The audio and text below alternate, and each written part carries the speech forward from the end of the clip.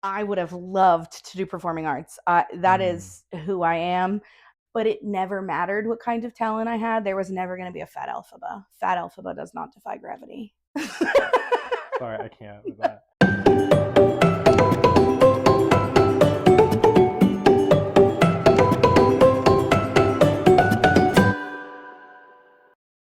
I am so excited for today's episode. I'm really excited to introduce you to my dear friend, Riley Thomas Weber, officially inducting him as a Babble Buddy for the Bubbly Babble. We talk about so many good things, and I think what's really great is we're just at the beginning. We have lots to talk about. So this is the first episode of him joining me, and we talk a little bit about our bodies and how society has viewed our very different bodies. And we talk about life and human connection, and it's just the beginning. So thank you so much for tuning in. This is the Bubbly Babble. Oh my God, we're doing it. We're doing it. I feel so excited. Finally, after how long? We're getting there. Can you not look so pretty? Sorry. I try not to get my feet in them. People are really into that. I was going to say, but I'm not into feet. This is my friend Riley. Hi. Welcome to the Bubbly Babble. I'm so excited. We are officially inducting you as a Babble Buddy. Babble? Is there a t-shirt I can get, crop top version? What's really neat, so we met while I was bartending. Yeah. And I do still technically bartend. Yeah. But I think what's really exciting is I am entering this new space where I actually... Hi. He might just come. Hi, Archie. He's just going to sit by you. It's fine. Remember when you said that he's a cat and he doesn't like to snuggle? Okay, be quiet. I've had him for 10 years and he still doesn't like me. Oh, maybe because you speak to him in Russian. That just happened. I can't help it. My dog speaks Russian. As any ballerina's dog should, exactly. Honestly. Okay, I have a question. Yeah. Ballerina is a gender neutral term? Question mark. Ballerina is technically a gender term. It's for females. Okay. Technically, a male dancer is danseur, like Danseur. Don't quote me on that. S? Dans, yes, danseur. Oh. Yeah. But I say ballerina because I don't care about gender norms, and I want to feel like a ballerina. I like the feminine aspect of ballet, and I like that side of me. So I started as a joke when I was a kid. I was like, I'm a ballerina, and now I've always been a ballerina. I love that. Oh, I was a ballet dancer. Well, there's that whole So here's the thing. We're going to tangent a lot. And Okay. If you listen to my podcast, I hope you have at least a little bit of ADHD because we just bounce and that's okay. Love. That's okay. So tell me about you. I know we were talking about me, but tell me about you. It is your podcast. I don't care. I'm a Gemini. Double Capricorn moon. Just kidding. I actually don't know. I know I'm a double Gemini. I don't know what my moons are because the app that everyone uses, I find it very confusing. Maybe we should do an episode on that. Oh yeah, absolutely. I'm from Fargo, North Dakota originally. Whoa. Birth certificate says Fargo. Yeah, but you immediately accent when you say it. Yeah, Fargo. Fargo? It's very interesting place. It's a border city, so you're bordering Minnesota. Okay. So I lived in Fargo back and forth between my parents lived in Minnesota. Moorhead, which is the Minnesota side. Literally, you don't even know you're in one state versus the other. There's a river, but it's insane. Okay. But I was born in Fargo, lived in Fargo. We moved to Moorhead, Minnesota. But my sister lived in West Fargo. She was 20 years older than me. And I was basically raised by my sister, so I would go back and forth. So even though I graduated from Minnesota high school, because it has a better education system, my home was Fargo. Wow. So people get really confused. They're like, well, Riley, you graduated from Moorhead High. And I'm like, yeah, but I was technically born in Fargo. That's what my birth certificate says. And what driver's license did you have? I had a Minnesota one. Oh. I actually have epilepsy, and I had a seizure, my very first seizure, right before I was supposed to get my license. I had no idea. Yeah, I don't talk about it that much. Not that I'm afraid of it. It's just something that I deal with. I haven't had I used to have grand mal all the time. And then it was from 15 to 22, I was a wreck. And that just affected me in every way, shape, and form. And everyone treated me like I was very fragile. And then honestly, getting more sleep and not drinking soda changed my life. I was on meds for the longest time, and I was a zombie. And I quit cold turkey after I had a seizure. I was like, I can't feel emotion anymore. I'm just such a zombie on all of these meds. Why be here? Yeah. So I quit cold turkey, and that was like I'd broken my back being a ballet dancer. Long story. And was in a back brace, had to take a year out of school, and I was doing school and dancing profession at the same time. So I'd do night school, and because I broke my back, all I could do was be in a back brace and do online classes on my couch. I got massively depressed, gained almost 80 pounds. Wow. And so during all of that, that's when I stopped taking my seizure meds. And that's when I was like, okay, if I'm going to get back into shape, I got to drop weight fast. Because I like went to the doctor, and this nurse. That makes me anxious. Yeah. But that's okay. We'll talk about it. We'll talk about it. I went to this nurse just at like the student center because I needed to go get just some blood work done. And it was a nurse I didn't know at all. And she's like, okay, well, you're in the obese category. And I was like, what? Oh. Not knowing that she shouldn't have said that, apparently, said all the doctors. And that spiraled my first eating disorder. But I just stopped drinking soda and stopped. It was mostly, honestly, soda. And I did like a no red meat for a long time. And I dropped weight so fast. And then I stopped having seizures. Interesting. I think an interesting thing because, well, some of these people don't even know yet because I haven't talked that much about it because I think I'm still a little nervous. But like my big thing is helping people appreciate their body at any shape or form. And so to hear a ballerina, right? Like somebody call you obese and like, oh, we could have a whole episode right now. Yeah. But like, did you ever identify with that before? Like, this is a lot to put on one human being. No, you put it all on me. But like, no, not you. But like, did someone calling you obese, like, is that what drove an eating disorder? No. Okay. And I've been in therapy for a long time. We love therapy so here. I can understand. I am fully aware of where everything started, how everything. Okay. So it's actually really cool. Not cool, but like it's cool that I can like go back and look at it. It is. So I grew up. I am the shortest male in my family, and I am 6'4". You should see us stand up next to each other. It's embarrassing. There's a reason we're sitting down. I have a female cousin on that side, on my dad. It's all on my dad's side, who is shorter than me, but she's 6'1". Gosh.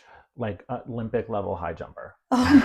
Clearly. So I got my dad's height, but on my mom's side, everyone is like 5'5" and clinically morbidly obese. Yeah. So growing up, I have a brother that's taller than me, but was tall and obese. I was tall and very thin. Wow. Rail thin until about 12. Okay. And that's when my whole perspective changed, was 7th grade. Because I was always known for being skinny. Oh, this is going to be our whole episode. Everything else seems really, really great. This is what we're talking about today. I figured. Yeah. So I was I was known for being thin. I actually have ARFID, avoidant restrictive food intake disorder. Wow. Which was diagnosed early in life, and then I didn't know about it.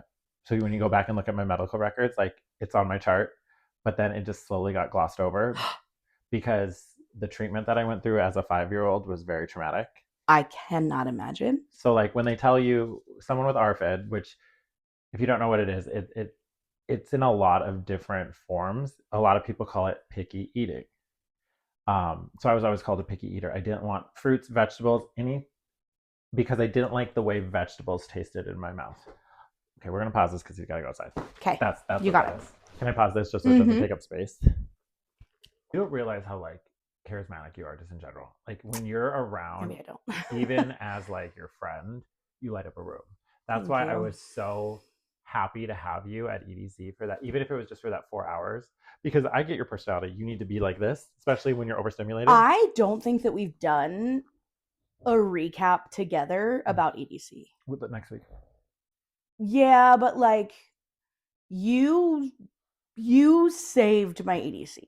Oh. And you saying that is really wonderful to me because you single-handedly saved EDC for me. Yeah. So. Well, I get it, and I like we were talking off mic, as being someone new to the gay like party scene, like not feeling enough. Yeah. But like loving the party and loving the DJ. Yes. It's hard when you're in an environment where you're overstimulated and you don't feel like you belong So to have like an anchor point, I think is super duper important. It was amazing. We'll definitely talk about that. I loved it. Okay, what were we talking about? We were talking about how I have ARFID, and then I said picky eating. So people have always said I was like a picky eater. Like I've never had lettuce. I'm 35. Oh. And so they tried lots of therapies with me as a kid. Traumatizing. One of them was literally tie me to a chair. A doctor tied me to a chair, held my mouth open, and tried to put food in my mouth. So they know not to do that now, but they didn't know what it was back then. And I'm from North Dakota. Like, can you imagine how great the healthcare system is? So yeah, as long as I was eating, like kindergarten, child services showed up at my house because my teacher reported that I was starving. Because you were also so thin. I was so thin and I wasn't eating, but I would go home and I'd eat a shit ton. I liked foods that were bland, no flavor, white.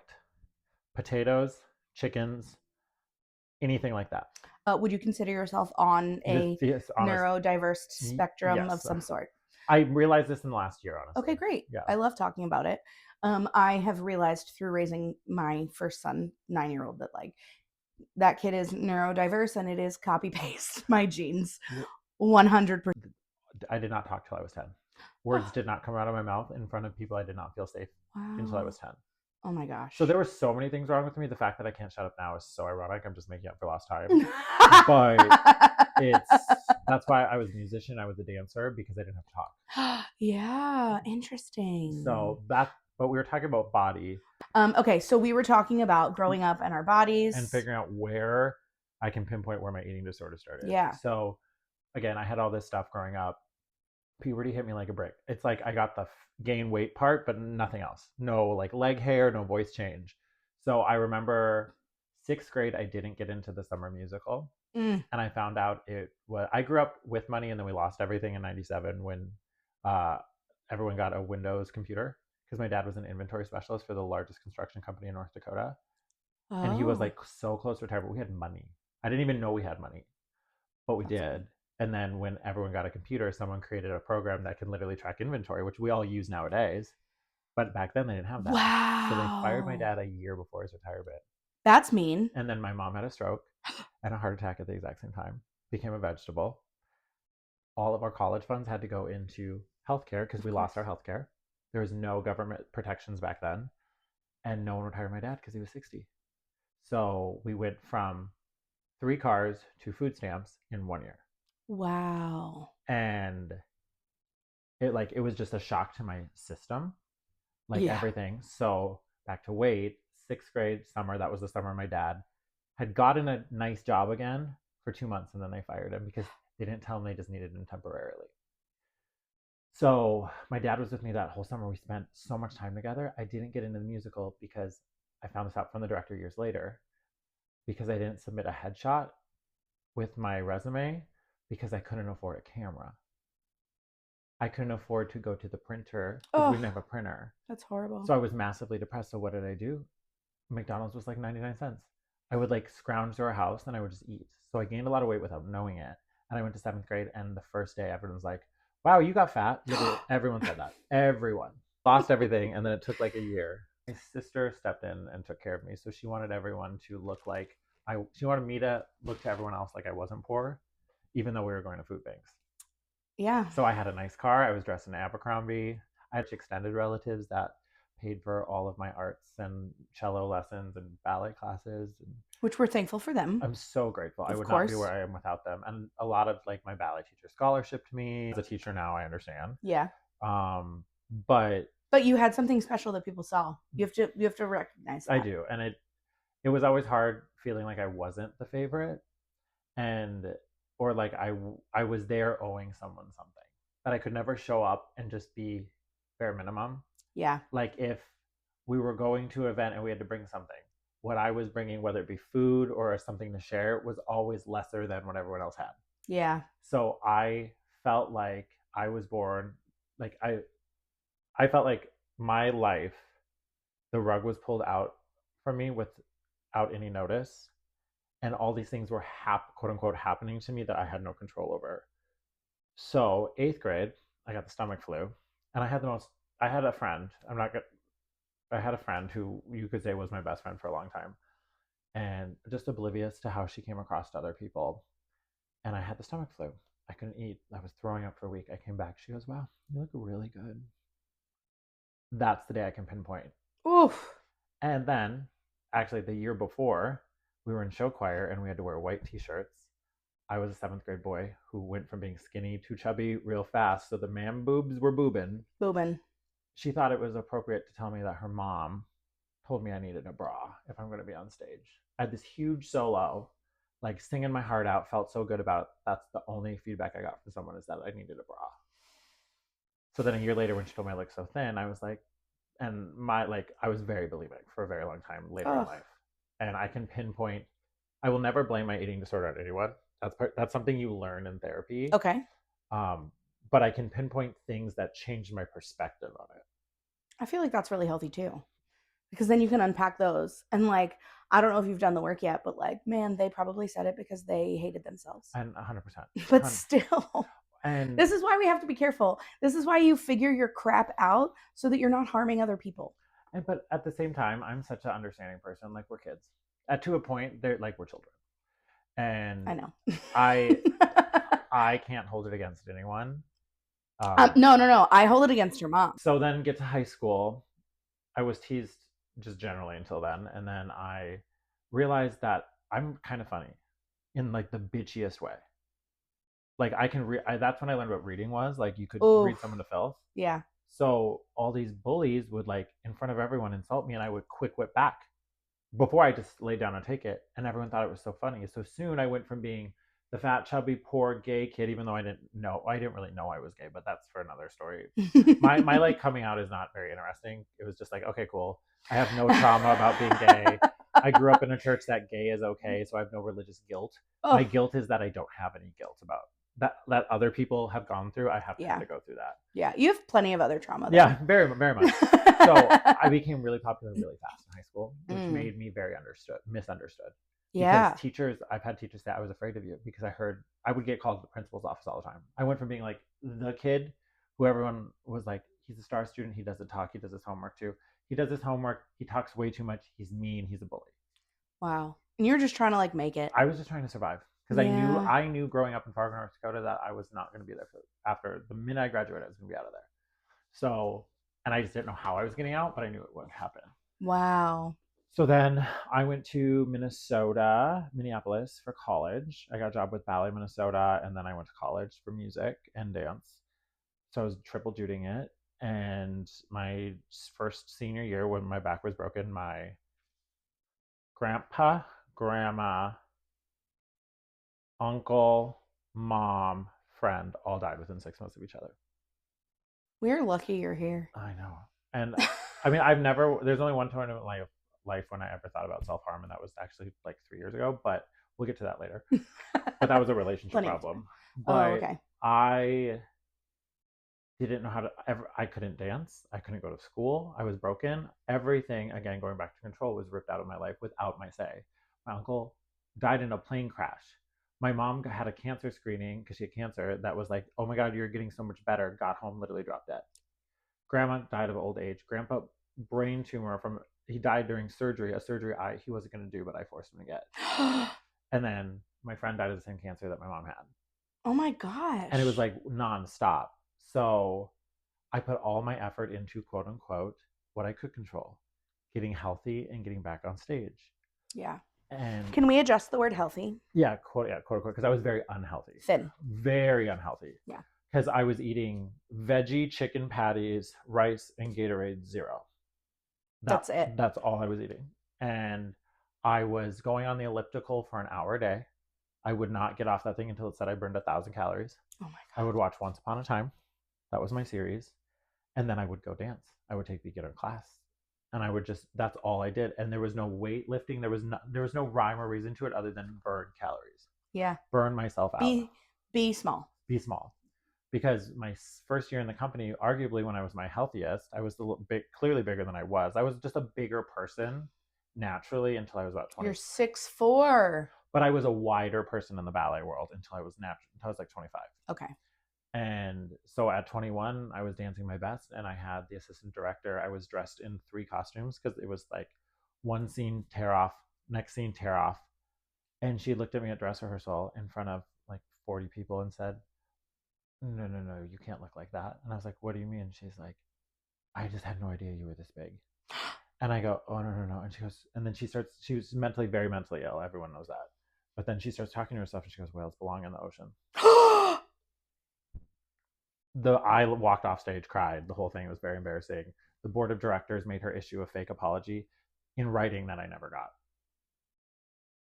Oh my God. And so that's when I was like, okay. So then my mom died. And then once I got quote unquote thin, I graduated college, started dancing the best roles of my life in all these different companies. Everything career wise was happening. But I was miserable. And because I hadn't processed the death of my mom, because she had been dying my whole life. You know, when you have, at 10, she got sick and she never got better. So I was like, oh, wow. Then ironically, I got my wisdom teeth out, had all the complications you could have from that. That's when I started getting violently ill from the meds. And that's when all of those thoughts from 7th grade going, oh, wow, if I keep doing this, I'll be thin. I'll be thin. Even though I was thin. Oh. And it wasn't until a year later I was in the grocery store trying to find something to eat, reading the labels, having a panic attack that I woke up in the hospital. Because apparently I was at that grocery store for 2 hours, walking around. I don't remember this at all. Literal psychosis. Until my heart stopped. Oh my God. And I had to be committed against my will into a treatment facility, which made me worse. Of course. Because they didn't at that time have anyone else that they didn't have space for anyone that had my type of eating disorder. So they put me in group therapy with people who overate. And which is, for me at that time with where I was mentally, I wanted to be the best in the room at everything. So I was going to be the sickest in that room. So every time I would hear these stories that they would say in group therapy, I'd be like, you're like actually kind of crazy. Like you're talking through a puppet because you don't want to talk out loud. Like my head couldn't comprehend what they were going through. I just thought they're crazy. I need to be that level of crazy. Wow. And so I got to the point where I had to be, I think it was a 30-day. I had to be there for 30 days and then I could check out on my own will, and I did. And I got better instantly. Wow. Because I met a boy. Ooh. Yeah. And I didn't want to be sick for him. Not healthy. Yeah. But it did save my life. And that's okay. That saved my life. That's awesome. That's really good. I'll tell you, so we have had different experiences. So I remember, and I think I might have said this on a podcast episode to my mom, the first time I remember being too big, I was like in kindergarten. And I went over this girl's house who was like the tall, skinny girl in class. She was my best friend at the time. Amber. I won't say it. Becky. Catherine. With a K. With a K. And she had these 2 matching outfits, and they were like gingham. Yeah. I can picture them. One was blue and one was yellow. And it was like a shorts and a little top that you tie. I was 6. And we both put on her outfits. And I remember being out of like her window looking at her mom in the backyard, and her mom screaming at her to get it off of me. I'm too big. I'm going to ruin it. Oh my God. I can picture this scene in my head because I've met so many people like that. You know, and that was like one of the first times. And then of course, like I was quick early. So I remember one of the girls, she lived next door and over there. And she and the girl who lived next to me, they would gang up on me. And they were like, you're so fat. That's why there are cracks in the ground or something. And I very quickly said, okay, well, does your mom have anything to hug when you come home at night? Which was also not nice. But I actually love that. Thanks. I was really proud. Especially at a young age that you could clap that back. I was a cheerleader. Pee-wee, I did 2 years of Pee-wee. JV, I was like cartwheel queen. Okay. Like I literally would do 100 yards of cartwheels because it made me happy. ADHD. That it's true. I didn't make the team because they didn't have a uniform for me. No. And they weren't getting uniforms until the next year. So I didn't make the team. And there were girls on that team that couldn't cartwheel, couldn't round off, couldn't do anything. And I mean, we're talking about 4th and 5th grade. What do you do? Like, my mom didn't know what to do. Yeah. And my mom grew up being chubbier. And so one of the things that we've talked about, she was like, I just didn't want that experience for you. But I mean, I couldn't, when all of my friends were shopping at Limited Too, we were having to order from the JCPenney catalog. I was always bigger. Yeah. I knew at 13, I was told at 13 that I was probably never going to have babies because I was fat. And, you know, it's a thing that we've already mentioned. At some point we'll talk more about it. But like in 7th grade, for my birthday, I was given a personal trainer. You know what I mean? And so it's just so interesting that these things happen and they go on. And like, one of the things that I probably wasn't willing to see when I was younger is that it is both sides. You're never enough. Mm-hmm. And you know, I was like looking at my birds in the backyard. I love you so much, but I fucking hate birds. They're so pretty. But I love that there are so many different kinds of animals. I usually say dogs and it sounds more crass, and I don't mean it that way, but like, we can look at, we'll say dogs or birds, and we can say, okay, there's a bald eagle that's got a 7-foot wingspan and it's huge and it's a raptor. And then we also have, I'm such a bird nerd, painted buntings that could fit in that cup and are like they're like primary colors that look like they're from a Crayola box. And there are turkey vultures that are absolutely disgusting, but there are hundreds of thousands of different types of birds. But we look at humans and we're like, we all need to be 6'1", 120 pounds. What are we doing? Destroying the world. We're missing it. We're missing it. And I think that's why it's just really important that you can fix it anytime. Yeah. And that's what I kind of love, you know? When you're instilling that in your children, and I think that's important because I watched, my brother is taller than me and was bigger than me.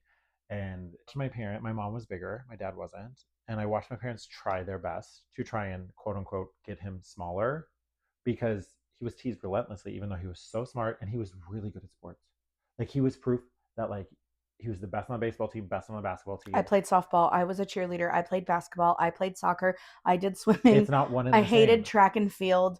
And it's funny because I hear, like, you talked about having some of the best performances of your life, and one of the turning points was not getting chosen in the 6th or 7th, right? I knew so early that I was never going to be a leading role.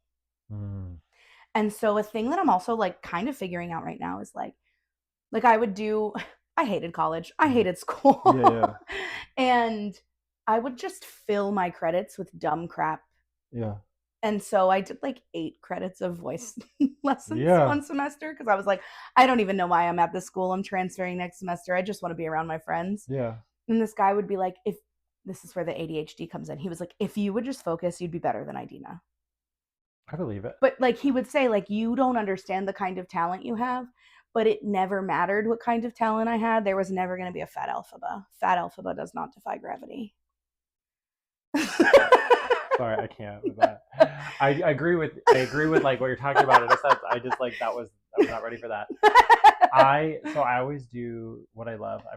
My ADHD and my like spiciness, neurospicy, is I'm obsessed with Six the Musical and just like British monarchies. Okay.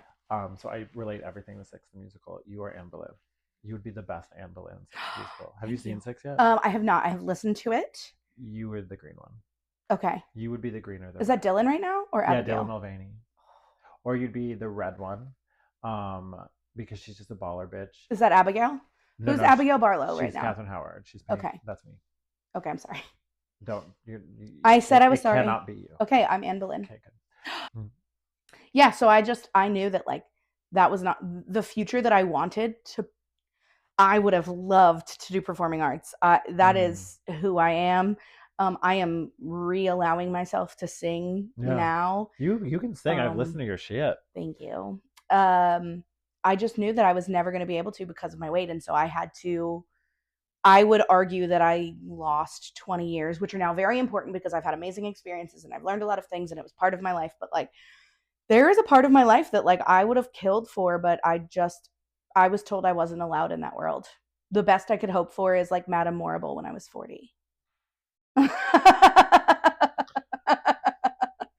Yeah, so like overcoming that is huge. Mm-hmm. And I think that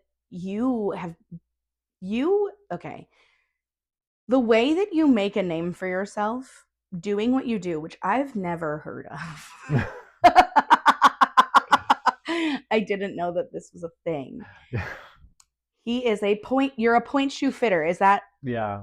Yeah, Yeah. he's the point shoe guy. Yeah, I'm the point shoe guy. The point shoe guy, right? I used to be called my nickname was point shoe therapist, but then literally magazines started quoting me as a therapist. And I'm like, I'm not an actual therapist. Wait. It's just like you're not getting gay humor.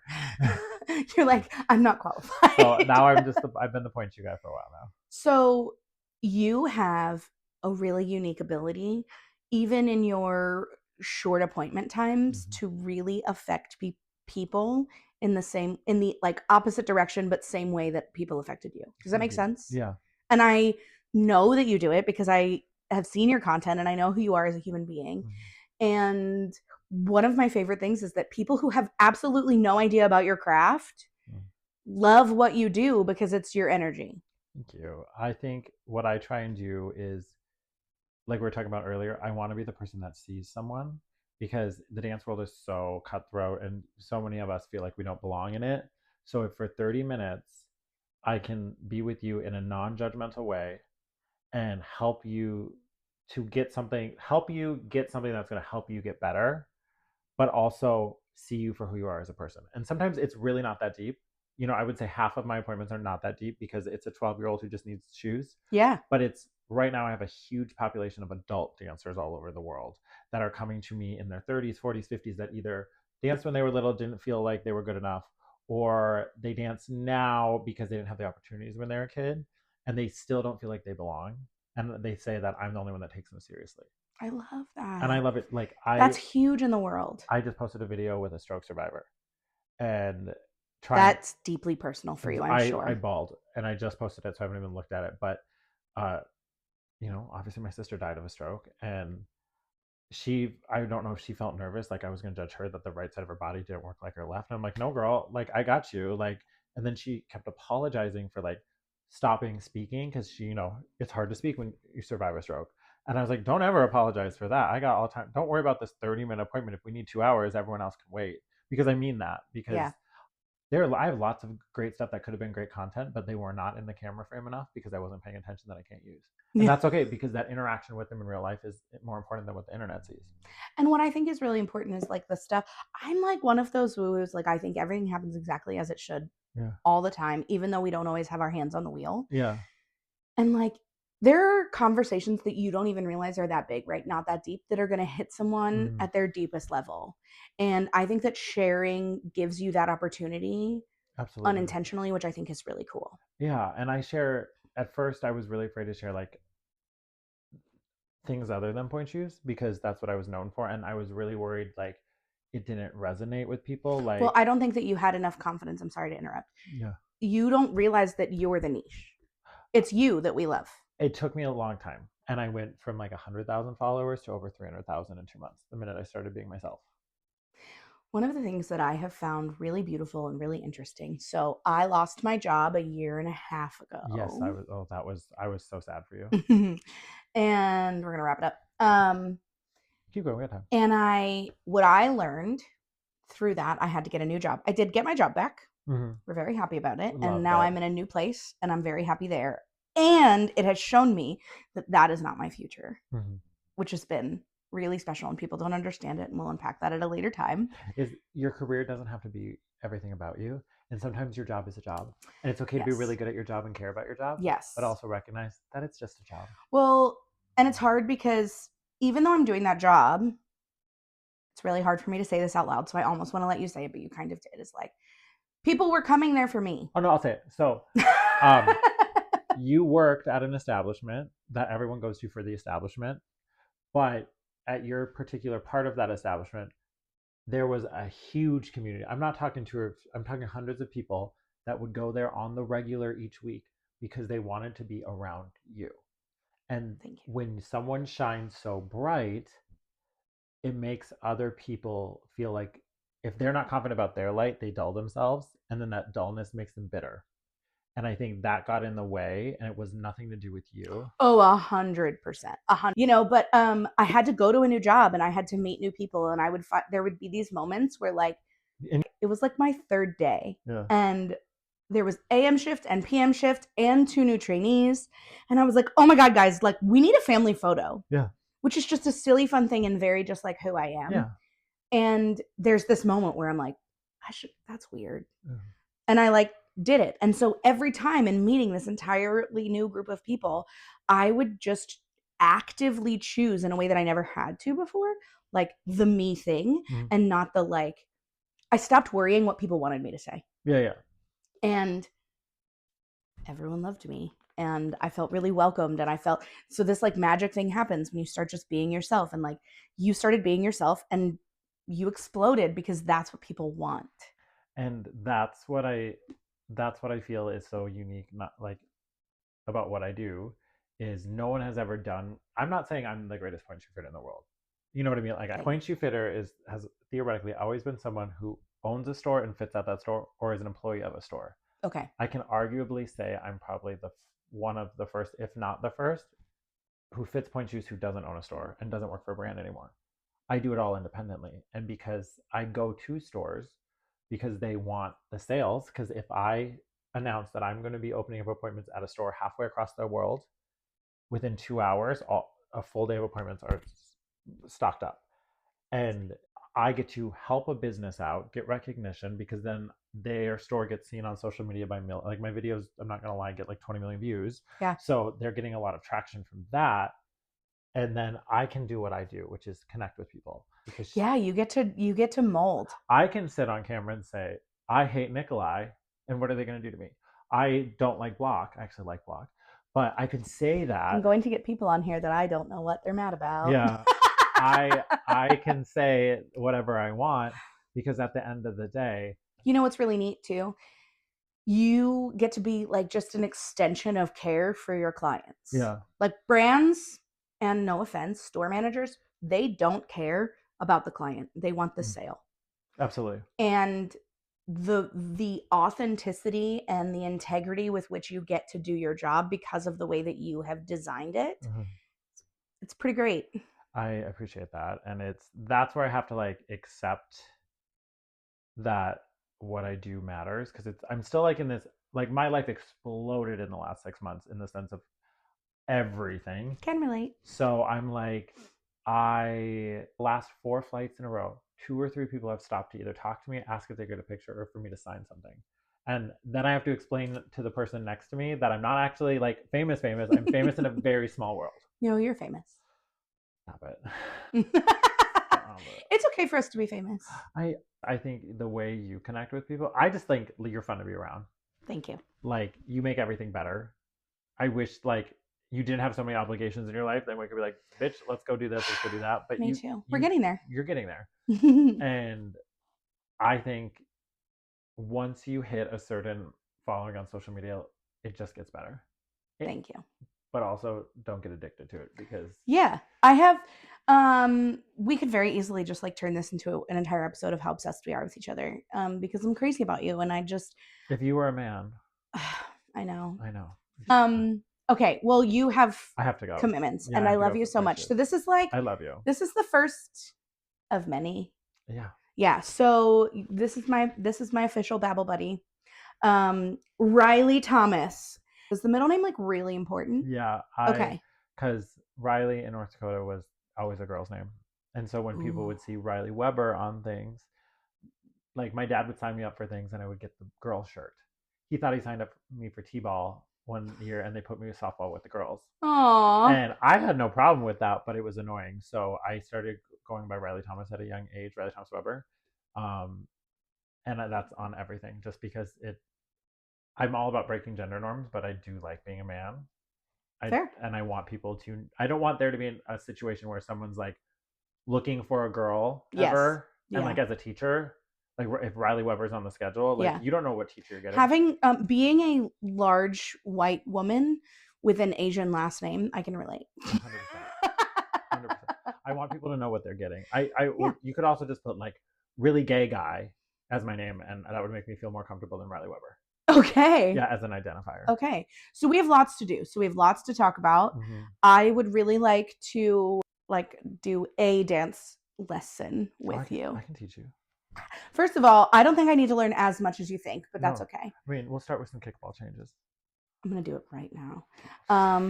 Thank you for being here. Okay, but wait. What? This is called the Babble Breakdown. Cool. Or the Bubbly Breakdown? The Babble Breakdown? I don't know. Lots of B's. Bubbly Breakdown. The Bubbly Breakdown. I think that's right. So I have 5 questions. Mm-hmm. Quick answers. Okay. Aliens. Yes. Okay, 100%. What is a sound, taste, or smell, could be all, that instantly will bring you joy? Clearly, it's not food. Joy, yeah, no. Sound is, honest to God, the bore of a point shoe. The point shoe, like, smushing to the ground. That's a sound. Smell. Anything vanilla or Christmas cookie. You did light a vanilla sprinkle cookie candle cake, when I got here. Sound, smell. What was the other one? Taste. Orange Fanta. Okay, I think real Fanta is better, but that's okay. That's okay. What is your favorite word? Plethora. Ooh, that's a good one. I think I would like to ask you a follow-up. Yeah. What is your favorite ballet term?